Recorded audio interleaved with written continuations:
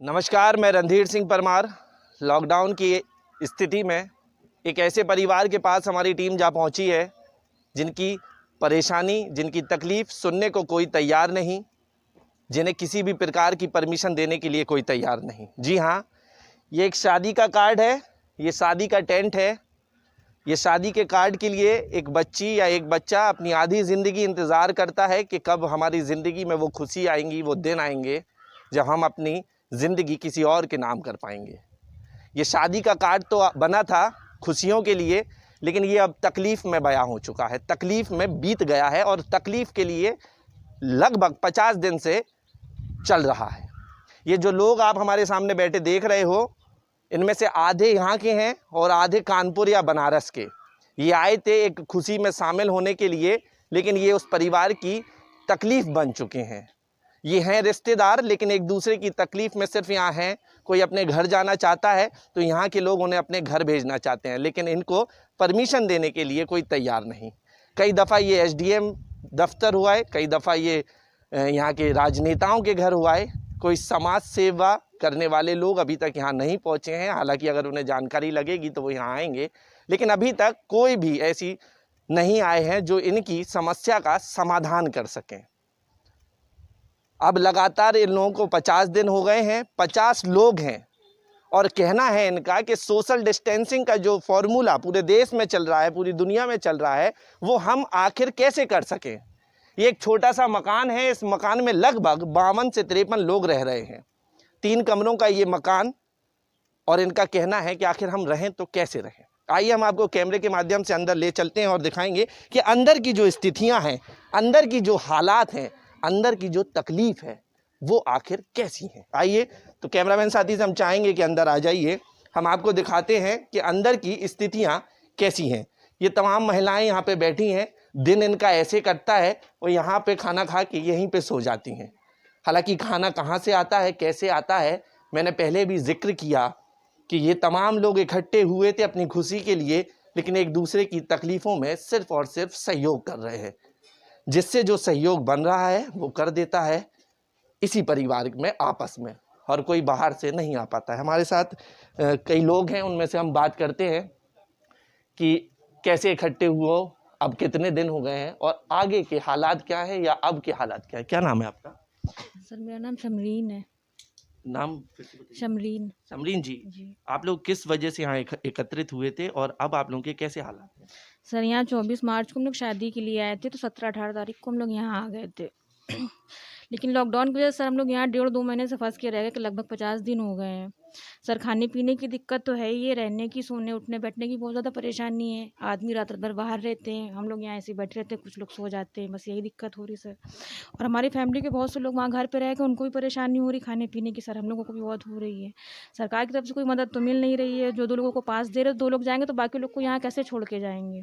तो सरकार सर आप अपील करिए कि हम लोग को अपने घर पहुँचाया जाए किसी भी तरह से। बहुत दिक्कत हो रही है सर। रोज़े तो 10 दिन शुरू, लेकिन हम लोग यहाँ 50 दिन से रोज़े रख रहे हैं बस। तो कहना है कि रमज़ान जो थे वो लगभग 10 दिन से चालू हुए थे, लेकिन रोजे इनके लगभग 50 दिन से चल रहे हैं।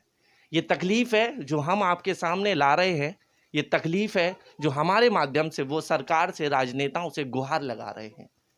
छतरपुर की स्थानीय प्रशासन द्वारा स्वास्थ्य टीम की 2 बातों को ध्यान में रखकर इस गाड़ी को बनाया गया है। पहला, स्वास्थ्य कर्मियों पर हो रहे हमले, और दूसरा, कैसे ये लोग सोशल डिस्टेंसिंग कर बचा जा सकते सकेगा।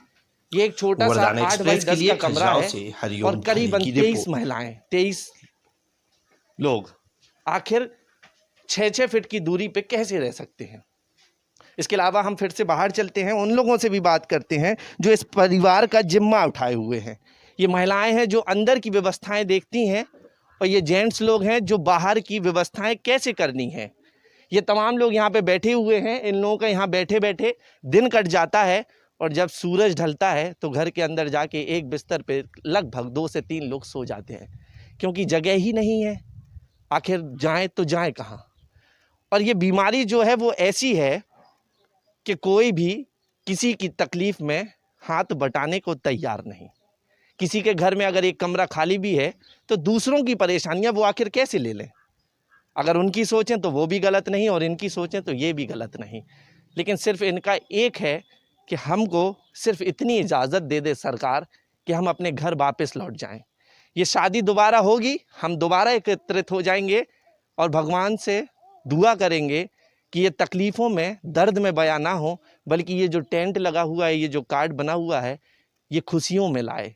अगली बार जब आएंगे तो आने से पहले सोचेंगे कि हम जाएं या ना जाएं, इस बीमारी को अब और कितना बर्दाश्त करें। आइए हमारे साथ घर के मुखिया भी हैं, उनसे भी हम बात कर लेते हैं। क्या नाम है आपका? जी, मेरा मशरत हसन नाम है। मशरत जी, कब से आप लोग यहाँ पे हैं और क्या क्या परेशानियों का सामना करना?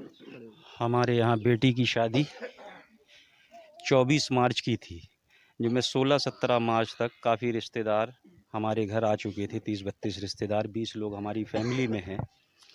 और अचानक 24 मार्च को लॉकडाउन का अनाउंस हो गया। देश में जो परेशानी आई, बीमारी आई, उसके कारण सभी काम को रद्द कर दिया गया।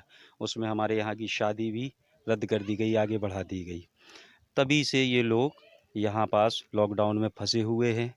और जिस तरह भी हम लोग रात में या दिन में बाहर काट रहे हैं, ये जो भी परेशानी उठा रहे हैं, तमाम नेताओं के पास गए, एसडीएम साहब से मुलाकात करी, लेकिन कोई सुनवाई हमारी हुई नहीं। हम लोग बराबर भूख प्यास और परेशानियों से जूझ रहे हैं। यहाँ 2-3 कमरों में 40-50 लोग रह रहे हैं और हमारी कोई मदद नहीं की जा रही है। रोज़ों में, रमज़ान में हम लोग रोज़े नहीं रख पा रहे हैं, क्योंकि नमाज़ पढ़ने के लिए भी जगह नहीं है हमारे पास। मस्जिदें भी बंद हैं। घरों के अंदर इतने लोग हैं कि ना नमाज़ पढ़ पा रहे हैं, ना रोज़ा रख पा रहे हैं। खाने पीने बनाने वालों की परेशानी है कि कौन बनाए, क्या बनाए, कहाँ से लाएं। गाड़ियों की कोई व्यवस्था नहीं। ई पास के लिए बोला तो ई पास में 2 लोगों की परमिशन मिल रही है। अब एक फैमिली में अगर 10 लोग हैं तो क्या माँ को भेज दिया जाए, बाप को भेज दिया जाए, बच्चों को रोक लिया जाए, या बच्चों को अकेले भेज दिया जाए? और इतने पैसे हैं नहीं जिस हिसाब से भाड़ा या गाड़ी के मांगे जा रहे हैं। 2-2 लोग करके जाएंगे तो कितना पैसा, इतना हम लोगों के पास है नहीं है। शादी में जो भी हमने कर्ज उठाया था शादी के लिए, उस कर्ज में मुब्तला हो गए। कहीं कोई व्यवस्था नहीं है, शादी भी रुक गई। सब टेंट अभी तक लगा हुआ है और बस कुछ कहा नहीं जा रहा। सरकार से, हुकूमत से निवेदन है कि हमारी मदद की जाए और इन लोगों को, जो भी हमारे रिश्तेदार हैं, इनको इनके घर पे भेजा जाए। तो ये है तकलीफ़ें जो आप सुन रहे थे कि कर्ज लिया था बेटी की शादी के लिए। वो बेटी भी क्या कह रही होगी कि मैंने अपने पापा पे या अपने पिता पे कितना बोझ लाद दिया। उसकी शादी तो नहीं हुई और दुखी वो अलग हो गई।